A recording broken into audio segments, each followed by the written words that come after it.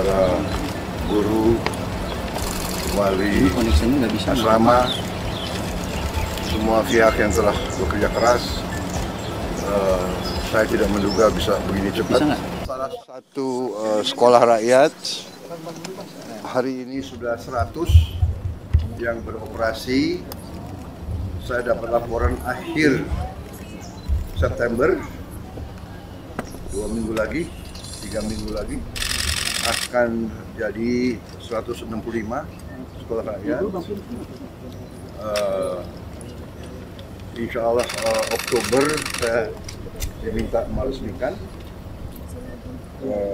Jadi saya tadi melihat, saya kira cukup prestasi. Kementerian Sosial, Kementerian Pendidikan Dasar dan Menengah, para guru, wali asrama, semua pihak yang telah bekerja keras. Saya tidak menduga bisa begini cepat. Tahun depan akan kita tambah 100 lagi ya, 100 lagi, terus setiap tahun 100. Sasaran kita 500 sekolah rakyat di titik-titik kantong-kantong rakyat kita yang paling tertinggal, rakyat kita yang paling ekonominya susah.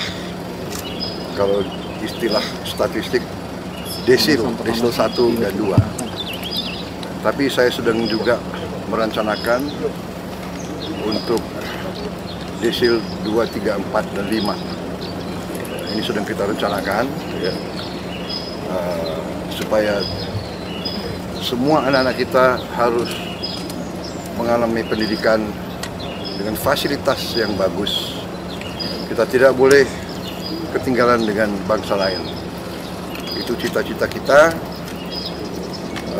Insya Allah kita akan sampai ke situ. Tapi alhamdulillah sekolah rakyat, jadi anak-anak yang putus sekolah bisa sekolah. Anak-anak yang tadinya mungkin merasa rendah diri karena orang tuanya sangat susah hidupnya, kita tarik keluar, kita beri lingkungan yang sebaik-baiknya supaya dia percaya diri dan dia dapat pendidikan yang terbaik yang bisa kita berikan. Jadi kita tidak mau membiarkan dan berharap ada perbaikan alamiah. Itu tentunya itu harapan kita, tapi kalau bisa kita, kalau perlu kita intervensi, kita bantu. Saya kira itu dari saya. Ada catatan atau perbaikan yang perlu dilakukan nggak Pak dari tinjauan pertama ini? Ya selalu ada harapan kita, tapi ini sebetulnya kampus yang sangat baik ini. Ya, saya kira untuk sekolah di Indonesia ini sudah sangat baik. Tempat tidurnya bagus. Tiap 3 siswa, 3 siswi atau tiap 2 satu kamar mandi. Saya dulu di Akademi Militer kita 60 orang kamar mandi yang los gitu. pakai dayung. Pak, bagaimana pemanfaatan teknologi yang bakal diterapkan di sekolah-sekolah nantinya, Pak? Ya, jadi kita ingin mengejar ketertinggalan. Ya. Kita sudah investasi sangat besar di pendidikan, tapi kita harus sadar, harus koreksi. Ya, kita akui mungkin belum efisien, masih banyak kebocoran. Kita sadar sendiri kekurangan bangsa, tapi kita jangan mikir yang lalu, kita perbaiki yang sekarang. Jadi sekarang kita all out, kita mau hemat, kita mau selamatkan sumber daya kita, ya. Kita harus kita berantas korupsi. Sisa uang yang begitu banyak kita investasi kepada pendidikan. Anak-anak kita adalah masa depan kita. Jadi itu dengan kalau perlu dan tidak kalau perlu kita harus pakai teknologi. Dan sekarang pun kita sudah sebarkan, tapi baru mampu satu sekolah satu layar digital pintar, istilahnya smart digital screen, smart television. Baru mampu satu sekolah satu. Tapi berarti tahun ini kita harapkan 330.000 sekolah akan dapat. November 10 saya dapat laporan, November 10 100.000 sekolah akan dapat. Sekarang baru 10.000. 100.000 November 10. Tahun depan kita tambah satu sekolah 3 layar. Idealnya nanti satu kelas 1 layar. Di situ pelajaran-pelajaran dengan konten yang terbaik, animasi, dan kita bisa long distance education, tele education. Karena apa? Untuk membantu daerah-daerah terluar, terpencil, juga daerah-daerah di Jawa, Sumatera, Kalimantan, Sulawesi yang guru-gurunya kurang guru, atau gurunya juga mungkin penatarannya agak terbatas. Ada guru-guru yang terbaik. Tiap mata pelajaran kita akan seleksi mungkin 20-30 guru terbaik. Tiap mata pelajaran akan siaran dari studio jarak jauh.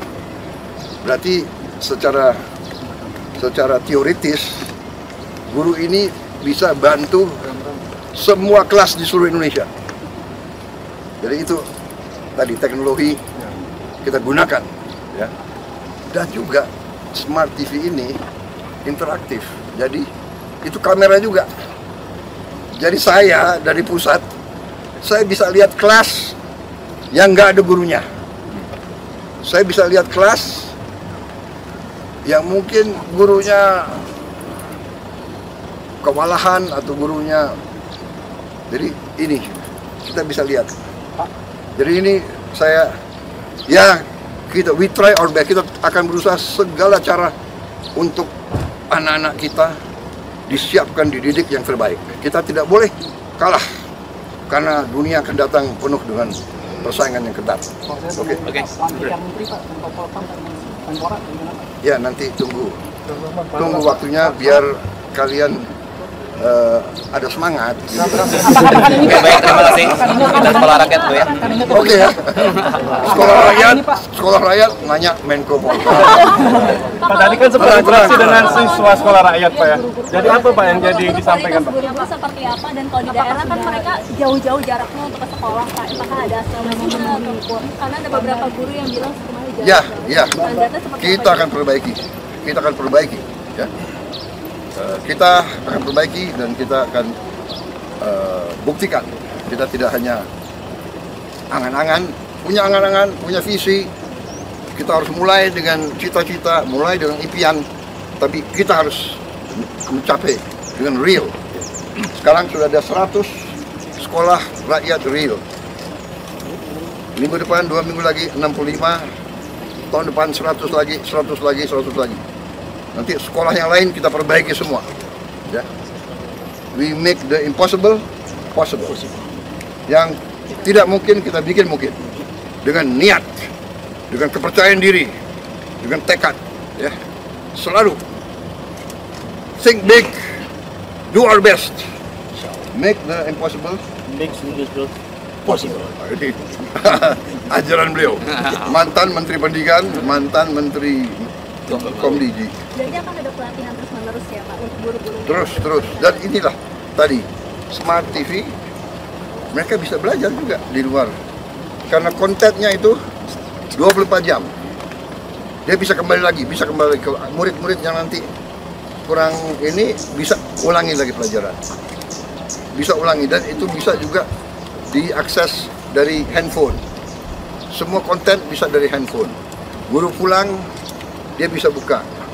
Jadi kita interaktif. Jadi nanti saya kira ada interaktif ya. Ada interaktif nanti sama Dikdasmen. Guru-guru kita bikin kelas penataran khusus. Ya.